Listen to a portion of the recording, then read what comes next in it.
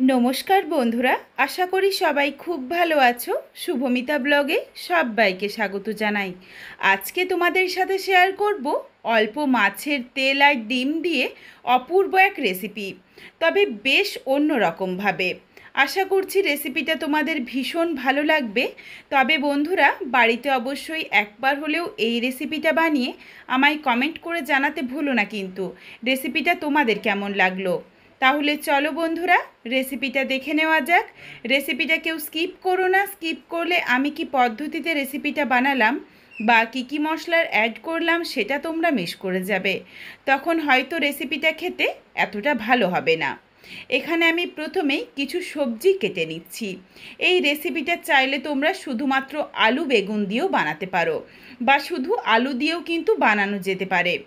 এরপর এখানে আমি বাড়িতে যা যা সবজি ছিল প্রায় সবকটা সবজিই নিয়ে নিয়েছি।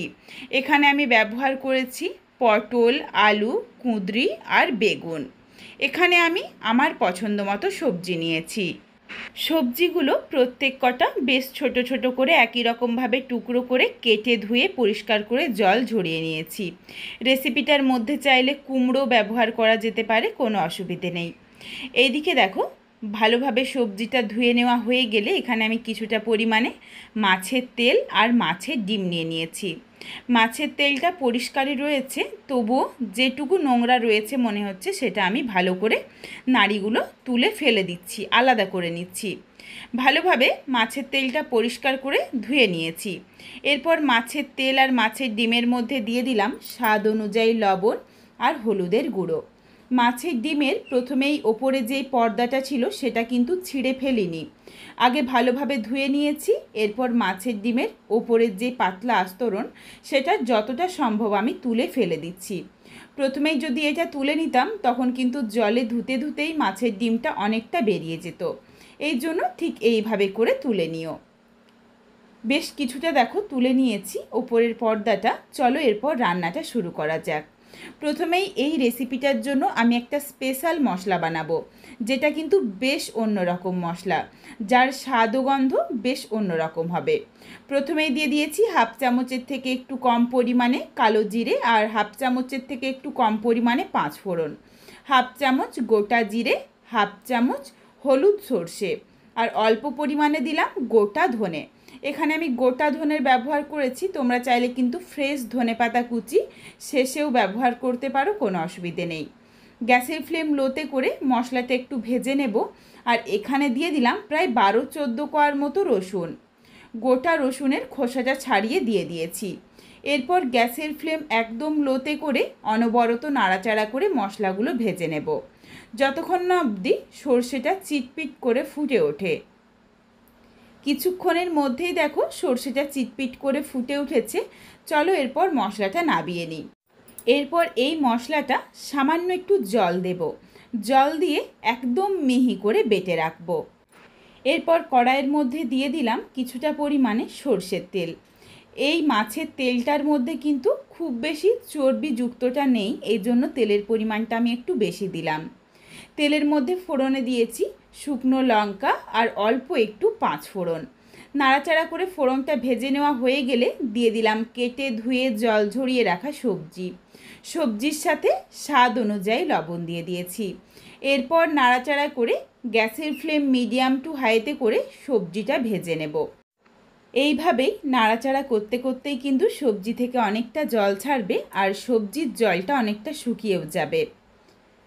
একদম দেখো হালকা একটা রং ধরে গেছে সবজির মধ্যে, জলটা কিন্তু অনেকটা শুকিয়ে গেছে। এরপর সবজির মধ্যে দিয়ে দিলাম অল্প পরিমাণে হলুদের গুঁড়ো। এই রেসিপিটার মধ্যে আমি কাঁচা লঙ্কা ব্যবহার করব ঝালের জন্য, এই জন্য এখন আর লঙ্কার গুঁড়োটা দিলাম না। ভালোভাবে হলুদের গুঁড়োটা দেওয়ার পর মিশিয়ে নিয়েছি। এরপর এখানে দিয়ে দিচ্ছি ধুয়ে পরিষ্কার করে লবণ হলুদ মেখে রাখা মাছের তেল আর মাছের ডিম। এগুলো দিয়ে সবজির সাথে প্রায় 1 থেকে 1.5 মিনিট মতো একটু নাড়াচাড়া করে নিচ্ছি। তাহলেই মাছের ডিমটাও বেশ হালকা করে ভাজা হয়ে যাবে আর মাছের তেলটাও কিন্তু অনেকটাই গলে যাবে। ভালোভাবে মিশিয়ে নিয়েছি। চলো এরপর এর সাথে আমি আবারও বেশ কিছু উপকরণ অ্যাড করি। প্রথমেই এখানে দিয়ে দিচ্ছি প্রায় 2 থেকে 3টের মতো মাঝারি সাইজের পেঁয়াজ কুচি। একদম দেখো হালকা করে কিন্তু ভেজেছি, খুব বেশি ভাজিনি মাছের তেল বা ডিমটা, শুধুমাত্র ডিমটা জমে যাওয়া অবধি অপেক্ষা করেছি। তারপর দিয়ে দিয়েছি পেঁয়াজ কুচি, মাঝারি সাইজের একটা টমেটো কুচি, আর দিয়ে দিলাম প্রায় 4-5টার মতো চেরা কাঁচা লঙ্কা। এখানে তোমরা যেমন ঝাল খাবে সেই বুঝে লঙ্কাটা দিয়ে নিও। এরপর নাড়াচাড়া করে ভালোভাবে মিশিয়ে নিয়েছি। এর সাথেই দিয়ে দিচ্ছি বেটে রাখা মশলার পেস্ট। মশলাটা দেওয়ার পর মশলার বাটিটা ধোয়া খুবই সামান্য পরিমাণে জল দেব। এই রেসিপিটার মধ্যে কিন্তু খুব বেশি জল দেওয়া চলবে না। এই যে সামান্য একটু জল দিয়েছি, এই জলের মধ্যেই কিন্তু সবজিটা ভাজতে ভাজতেই বেশ অনেকটা সেদ্ধ হয়ে গেছে। আর যেটুকু পেঁয়াজ বা টমেটোটা একটু গোটা গোটা রয়েছে, এগুলো কিন্তু এইটুকু জলের মধ্যেই ভালোভাবে সেদ্ধ বা ভাজা হয়ে যাবে। ভালোভাবে মিশিয়ে নেওয়া হয়ে গেলে এখানে আমি 1/2 চামচ পরিমাণে কাশ্মীরি রেড চিলি পাউডারের ব্যবহার করেছি। তবে এটা দিয়েছি সম্পূর্ণ কালারের জন্য, আর এটা অপশনাল, তোমরা চাইলে দিতে পারো, না চাইলে বাদ দিতে পারো। খুব ভালোভাবে মিশিয়ে নেওয়া হয়ে গেছে। এরপর গ্যাসের ফ্লেম একদম লোতে করে প্রায় মিনিট 4-5 সময় নিয়ে রান্নাটা করে নিতে হবে। যতক্ষণ না অবধি আমি যেটুকু জল দিয়েছিলাম সেই জলটা পুরো শুকিয়ে একদম তেলটা বেরিয়ে আসছে। অল্প অল্প করে দেখো জলটা কিন্তু এখনও অবধি রয়েছে। এই জন্য মাঝে মধ্যে একবার করে ঢাকনা খুলে নাড়াচাড়া করে মিশিয়ে চারিদিকে ছড়িয়ে নেব, আর আবারও গ্যাসের ফ্লেম লোতে করে ঢাকনা দিয়ে ঢেকে রান্নাটা করব। প্রায় 4-5 মিনিট অবধি ঠিক একই রকমভাবে রান্নাটা করে নিয়েছি। এরপর দেখো জলটা কিন্তু খুব ভালোভাবে শুকিয়ে গেছে, আর তেলটা ছেড়ে এসেছে, তলাতে কিন্তু অল্প অল্প ধরে গেছে, আর এক ফোঁটাও কিন্তু জল নেই রেসিপিটার মধ্যে। রেসিপিটা একদম রেডি হয়ে গেছে দেখো, সুন্দরভাবে একদম শুকনো শুকনো ঝরঝরে। নাবিয়ে নেওয়ার আগে দিয়ে দিলাম 1 চিমটি পরিমাণে গরম মশলার গুঁড়ো। এখানে যাতে মাছের তেল বা মাছের ডিমের যে একটা গন্ধ সেটা একদম যাতে চলে যায়, এই জন্য আমি 1 চিমটি গরম মশলার গুঁড়োর ব্যবহার করলাম। তোমরা চাইলে কিন্তু সববার শেষে দিতে পারো ফ্রেশ ধনেপাতা কুচি, বা অল্প একটু পাতিলেবুর রসও অ্যাড করতে পারো, সেটাও কিন্তু খেতে বেশ ভালো লাগবে, গন্ধটাও খুব সুন্দর আসবে। রেসিপিটা দেখো নাবিয়ে নিয়েছি, একদম শুকনো শুকনো হয়েছে, দুর্দান্ত লাগে খেতে গরম ভাতের সাথে মেখে। তবে বন্ধুরা, বাড়িতে অবশ্যই একবার হলেও নিজেদের পছন্দ মতো বা বাড়িতে থাকা যে কোনো সবজি দিয়ে এই রেসিপিটা বানিয়ে দেখতে পারো। তারপর আমায় কমেন্ট করে জানিও রেসিপিটা তোমাদের কেমন লাগলো। বন্ধুরা, রেসিপিটা তোমাদের যদি ভালো লাগে তাহলে লাইক করো, শেয়ার করে বন্ধুদের দেখার সুযোগ করে দিও।